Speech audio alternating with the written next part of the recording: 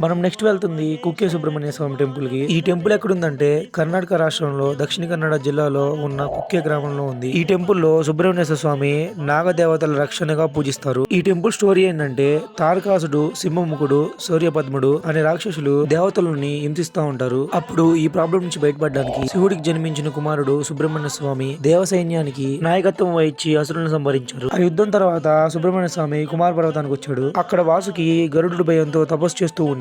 ఎందుకంటే గరుడు నాగవాసుకుని తినేస్తాడేమో అని. అప్పుడు సుబ్రహ్మణ్య స్వామి వాసుకిని ఆశీర్వదించి నిన్ను శాశ్వతంగా రక్షిస్తానని ప్రామిస్ చేశారు. అందుకే అప్పటి నుంచి ఆయన వాసుకితో కలిసి కుక్కే గ్రామంలో నివాసం చేస్తూ నాగుల రక్షకునిగా పూజలు అందుకుంటున్నాడు. అందుకే ఈ ఆలయంలో పై భాగంలో సుబ్రహ్మణ్య స్వామి, కింద భాగంలో వాసుకి నాగుడు ఉండేలా విగ్రహం ఉంది. అది ఈ టెంపుల్ స్టోరీ. ఇంకా మేము దర్శనం చేసుకుని అక్కడే భోజనం తినేసి దుర్గా పరమేశ్వరి మరగతమరి ఆలయానికి వెళ్ళాం. నెక్స్ట్ అక్కడ కూడా లొకేషన్ చాలా అంటే చాలా బాగుంది, కుక్కే లాగే. సరే మరి తెలుస్తాను. Bye bye.